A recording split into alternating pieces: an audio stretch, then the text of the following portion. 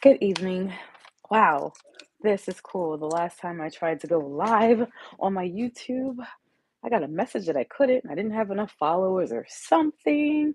And so feels good to be back and not have that restriction.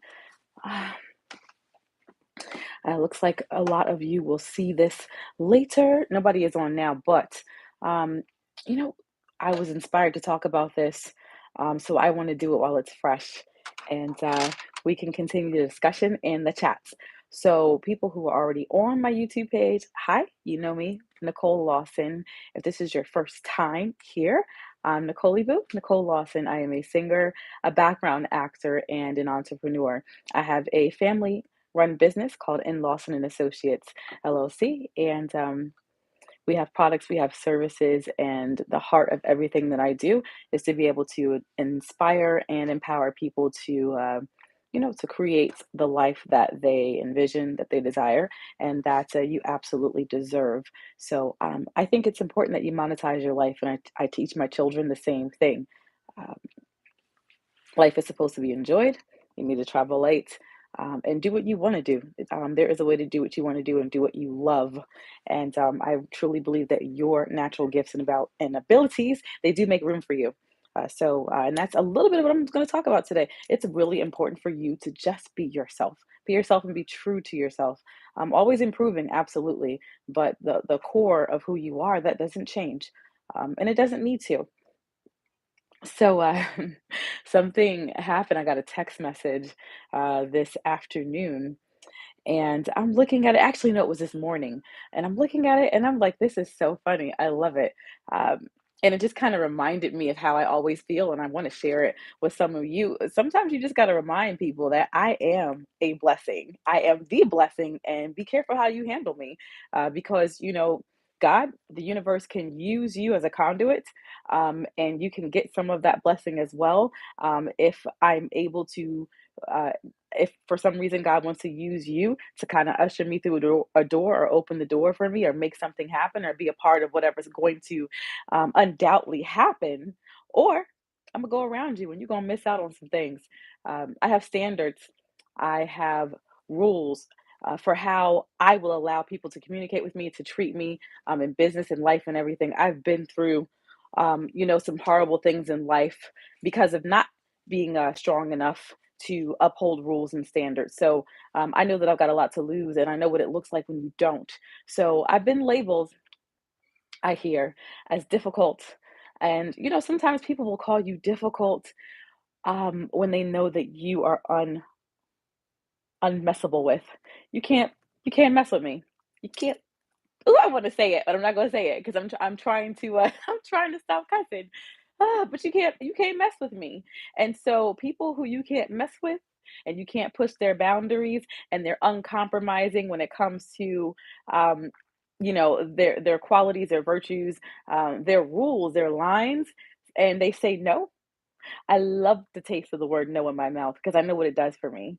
I know it does for my home, for my kids, for my peace and everything else. And I say it with a smile on my face because there doesn't have to be any emotions attached to it.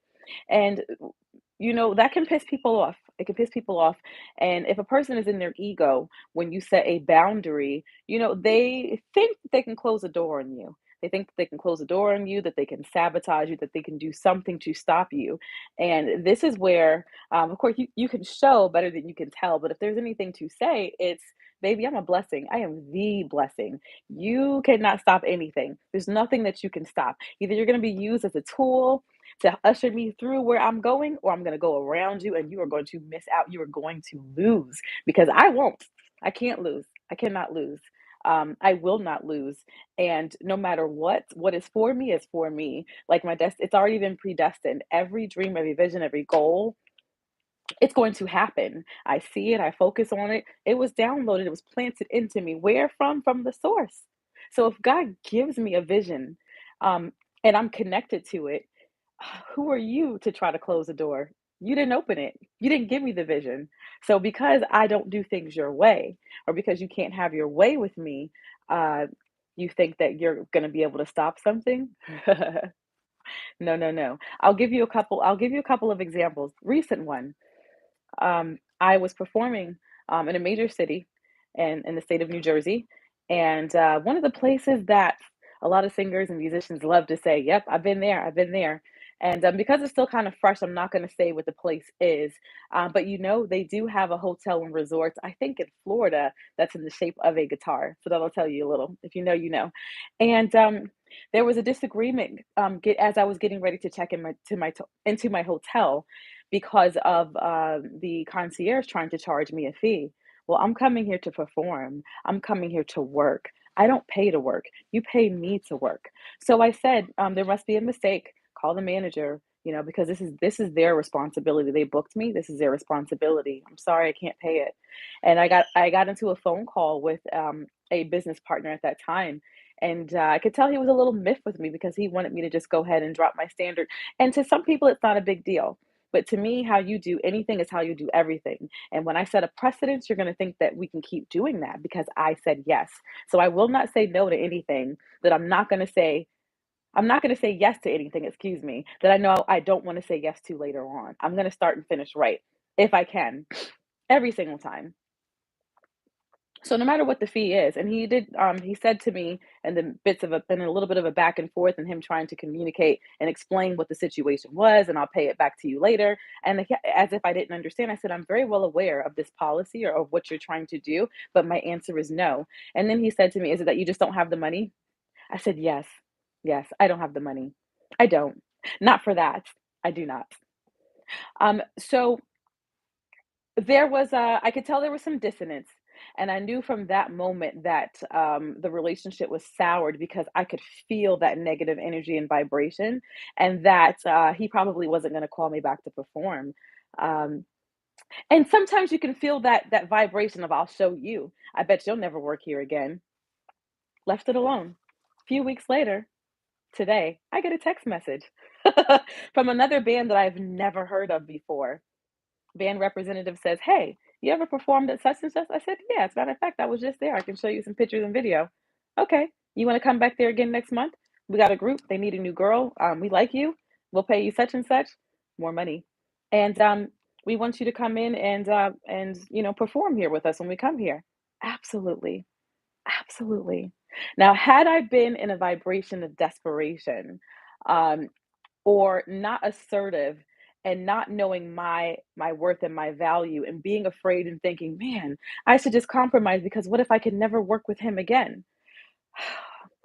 I would not be fulfilled because that would be something I would have to do over and over and over again. And then I would have to get messages and I would have to be okay with it, which a lot of singers and musicians are, and that's okay for you. If that's fine for you, that's great. Wait to get paid. Oh, something happened, so I've got to wait to get paid. I've got 4 children. I have not reached the financial status that I want to reach yet. I will say this, I've come a long way and I'm very, very happy and proud to be where I am today, and I'm so grateful. I'm so blessed because 10 years ago, the life that I'm living right now is the life that I would meditate and pray on and cry about. And I am here. I'm sorry, not 10 years ago, 5 years ago. Let me get this right. 5 years ago, the year I was pregnant with my son, carrying my son. I'll never forget that year. So I'm not saying that I am poor, and I never, even when I do find myself, or I did find myself in poverty moments, I don't have a poverty mindset, so I'll never be poor, never. Um, but the thing is, I am a single mother raising 4 children. I have a tremendous amount of responsibility. So what happens when I give in to one little thing that's pushing my boundary, and I say yes? And then I get another phone call because this is what happens. Then I get a phone call or a text message later on at the end of the night. I'm supposed to be, the money should already be there for me. I've already earned it, which is why you called me to perform.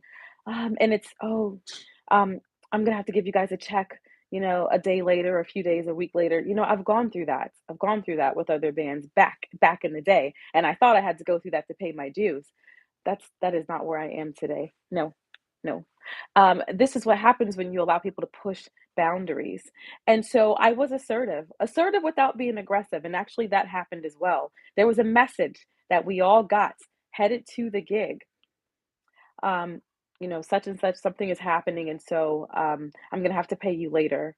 Well, that is unacceptable because in this day and age of technology, You can pick up your phone to text me. You can pick up your phone and make sure you Zelle me my money that I've already earned. Okay. So I sent back a message essentially saying that, no, I want to be paid now. This is business. No matter what's going on, somebody could have died. You handle your business properly. And you make sure that's already handled beforehand so that if somebody does die or if somebody has a seizure or whatever, your business is still running effortlessly and smoothly. That is your responsibility. It's your responsibility to handle your business.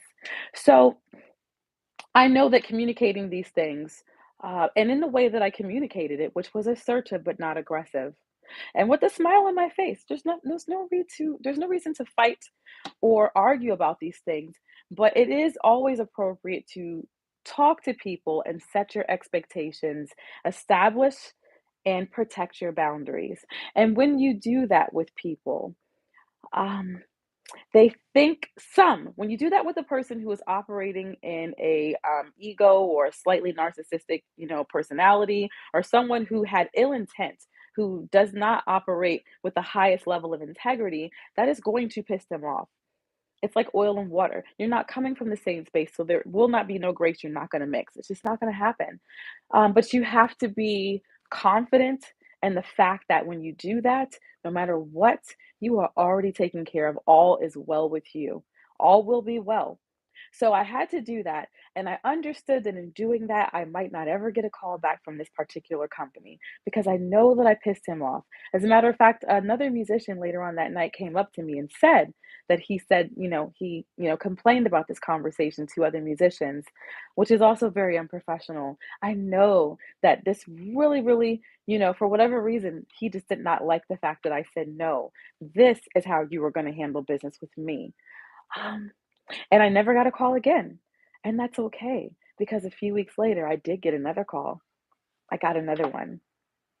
And that call was, "We want you to come back here and we're going to pay you more money." They don't know anything about what happened. They don't know what I got paid. And I'm grateful for that gig that I got. It was awesome. It was awesome. But here's the thing, I am the blessing. I am a blessing. I walk in the right vibration. I make sure that I do that self work a lot. I am not perfect. No, I'm not. But I try to stay tuned in, tapped on, turned on, right in that vortex, connected with God, connected with God's spirit. Making sure that my ancestors are proud of me because they fought for me to be here. My grandmother's 86 and she's still alive. And she's got a beautiful, beautiful soprano voice that I think the world should have heard. God bless the AME Zion Church because they got to hear it. My Aunt Della, may she rest in peace, was a soprano, and she sang. My mother, an alto, and she got to sing all over the world. Our foremothers that sang during the Great Migration from the South to the North, that sang beyond before the slave fields, and that music that helped us get to me being in this seat talking to you today, all the way back to our kingdoms where we're kings, we're queens, we're royalty. That is who I am. That is what I stand in. Um, so I'm very sure of who I am. I'm very sure that I deserve to be here.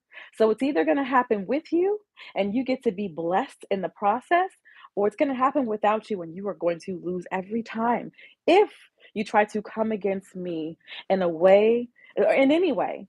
So it's a beautiful thing, to just be at peace knowing that your visions, your dreams, no matter what, um, when you're tuned in, when you're in the vortex, when you are standing uprightly, that nothing can actually come against you and win because you are the blessing. Blessings don't lose, you know? Another example, I was working for a university in the state of Oklahoma years ago, and my father was a dean there at the time, and that probably was a door opener for me, and that was awesome. And he definitely had to deal with some things. Whew, being I think the only black dean at that time. I worked in one of the offices. I forgot something had to do with student affairs or whatever. And I remember there were two ladies that were my superiors who, first of all, were not happy that I was there because they didn't make the decision for me to be there. Again, the blessings, when you're the blessings, it happens in a way that people can't wrap their minds around that they can't control. I was brought in by their boss. So I'm here and I'm doing my job and I know I am doing it well. And I'm having to deal with these microaggressions, which let's call it what it is. It's racism. And I'm in the elevator with one of my immediate bosses one day and she says to me, you don't have to keep dressing like that. And I'm like, dressing like what? And she's like, you don't have to dress like that. You're just like whatever my position was. And so you're not required to basically dress like I'm a professor or like I'm a higher up, an executive is what she was saying. And I looked at her and I said, well, thank you. Thank you for bringing that to my awareness. I don't dress for the job I have. I dress for the job I want. I dress for who I am. And I just walked off and left her standing there looking how she was looking, went on about my day. Little things like that happen on a regular basis. We're in a staff meeting and I found out that people were looking at my social media and I'm having to hear these little snide comments about, well, one of us in this room probably doesn't care anyway because she's got her own stuff going on with all her little videos and stuff. What am I doing to upset you? You can do it too. Let me show you. Long story short, or longer, uh,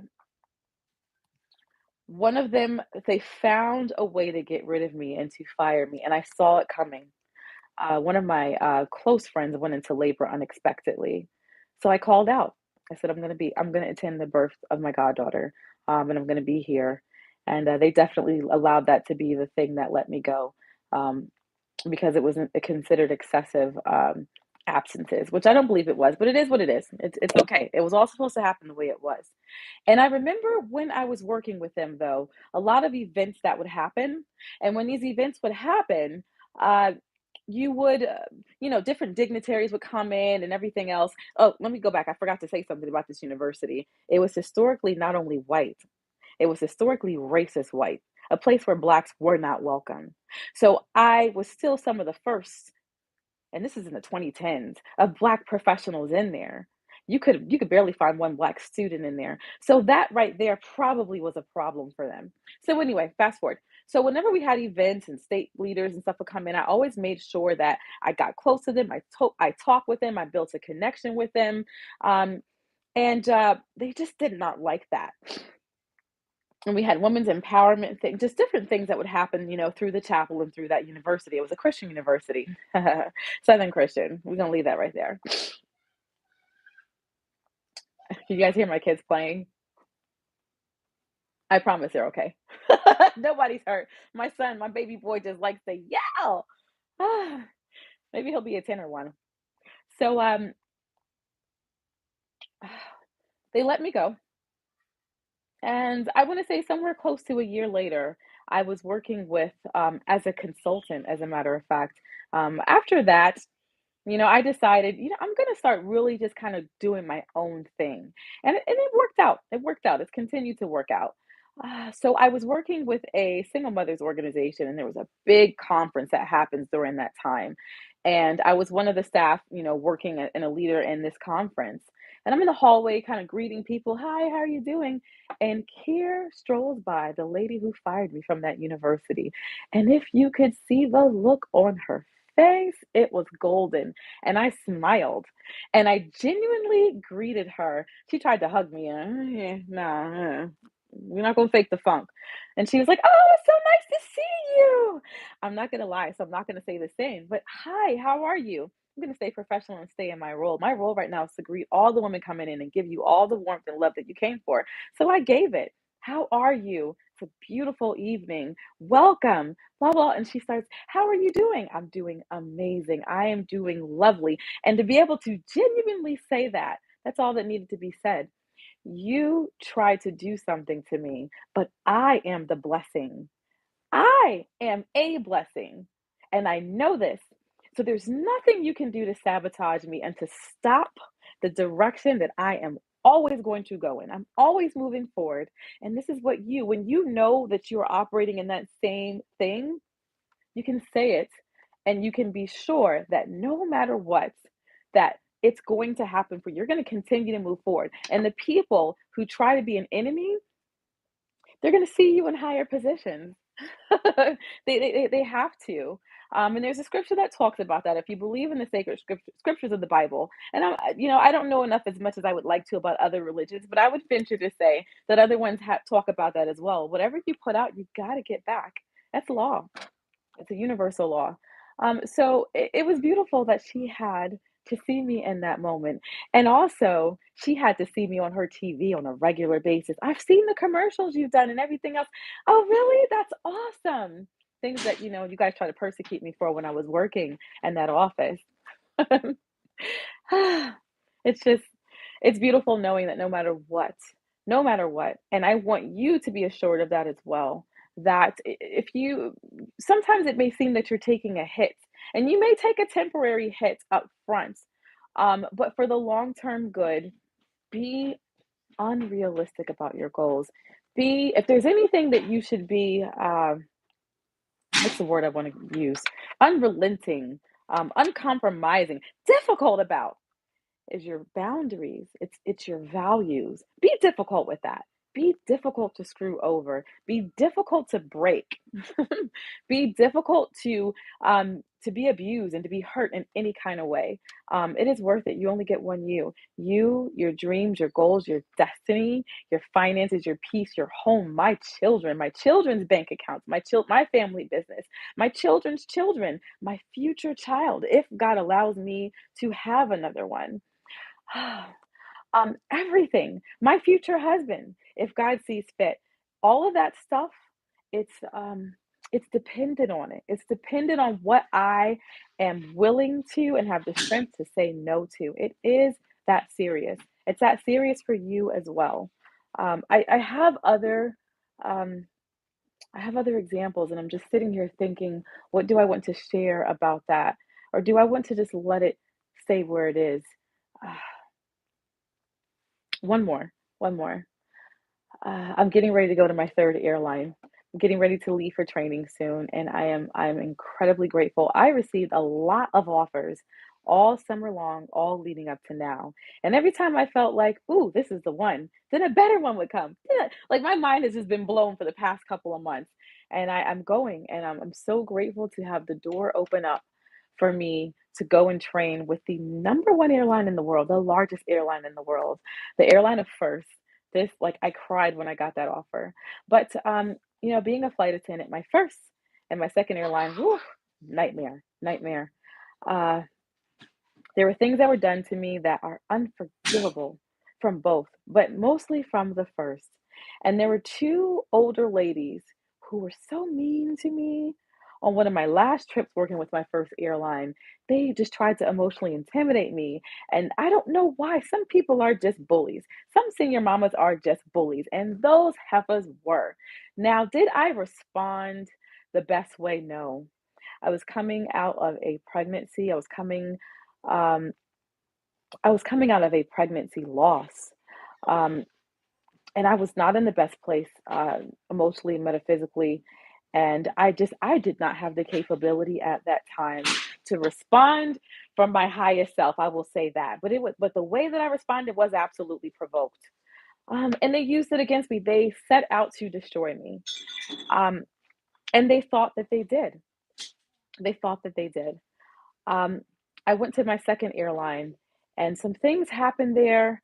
Obviously, you always want to look back and think, what could I have done better? And there certainly were some things I could have done better, but I stand behind everything that I did and everything that I said when I was there. There were things that were against FAA regulations. There were things that were being said and displayed that were not right, and I spoke up.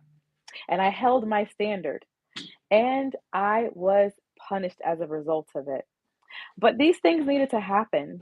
You know the beautiful thing of that though? The first airline that I worked for and those 2 bullies that did what they did to me, that company is closing. It'll be no more very soon. Within the next couple of years, it will not exist anymore. They may decide to go to another airline. And oh baby, if they come to mine, guess who's gonna be the senior mama? Guess who's gonna have the seniority? Me. They're gonna have to come back through me again if they decide to come to mine. Again, you cannot lose. Maybe a temporary blow in the beginning, And that's fine. Sometimes that is necessary for that long-term, sustainable, never-ending win, and that's what I'm always after. Ah, the second airline, the things that were done, not only to me, but to another flight attendant who also was seasoned, more seasoned than me, but also was one of the wise women in the room, like myself, that just spoke up and for the sake of honesty and justice, especially for justice in the interest of those babies who were sitting in the classroom who didn't know nothing about nothing and were being taught wrong and given terrible examples. We suffered a temporary hit for that. Um, but you know something? Everything that I did there, I stand 1,000% behind. And when I was being examined by the number one airline in the world, and the recruiters were talking to me and asking me what would I do in certain situations. I said, you know what? I was actually in that situation a few months ago. And let me tell you what I did and what I said. And it did not work out in my favor at the time, but this is what I did and this is what I said. And I remember them saying, speak from your heart. And that is what I always do. It's not accepted and it's not valued everywhere, but that does not mean that I am not valuable. That just means I don't need to be there. That's all that means. That means that those people in this place cannot afford me. That's what that means. So I spoke to that recruiter and I was taking a risk, but I'm always going to take the risk and bet on myself. And I'm going to be honest and be and do the best that I can. So I spoke to that recruiter and I told them, this is who I am. This is how I responded. These are the actions I took. This is what this uh, future flight attendant star method. This is what the situation was. And this is what I realized my task was in that moment, that task that I gave myself, because that according to that situation, these are the actions that I took. These are the words that I said for the purpose of this and that, and these were the results. And although the results did not end in my favor, these were the results of that. And, it's going to be a risk. A lot of people like to go and try to get a business contract or try to get a gig or a job by being whatever they think that company or that person wants them to be. I am not that person. So I guess I am kind of difficult. I'm not easy. I'm going to be who I have been created to be. And it's going to walk me through every single door that I'm supposed to walk through. Dean, hush, baby. And you know what? It's going to close the doors that need to be closed for my protection and my safety as well. I am assured of that. And I hope that you understand this for yourself as well. When I said that and I finished, I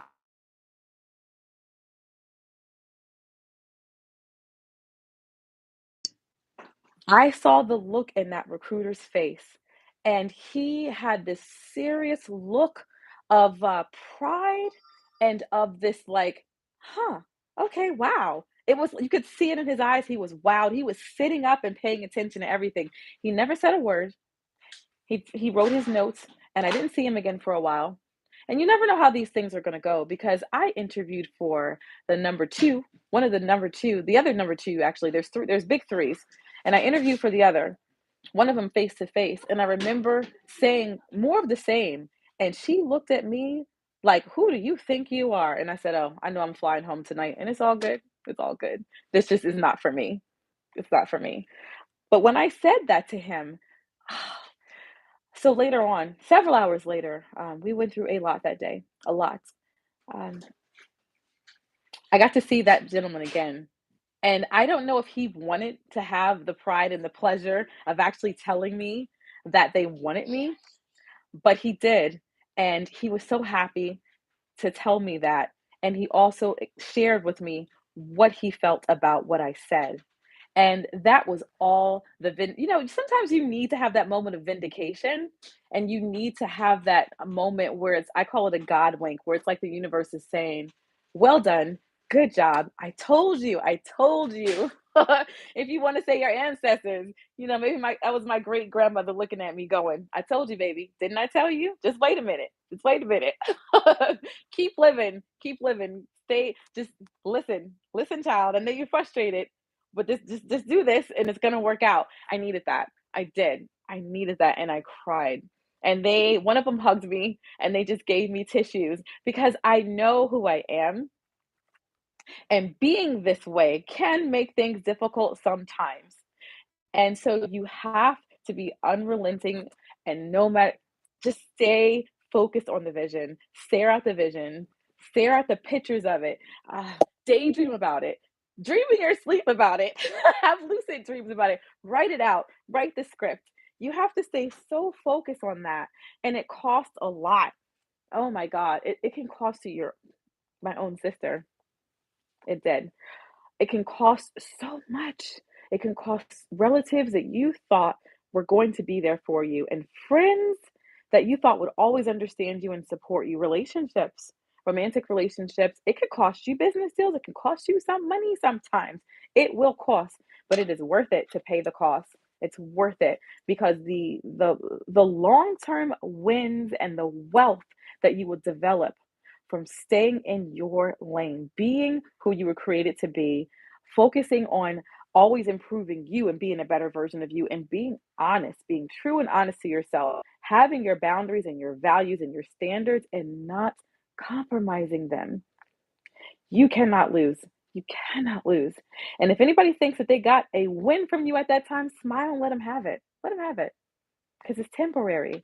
They're going to have to look up to see you later, you know? All right. I gotta go take my kids shopping. God bless. Let's continue the conversation in the comments, okay?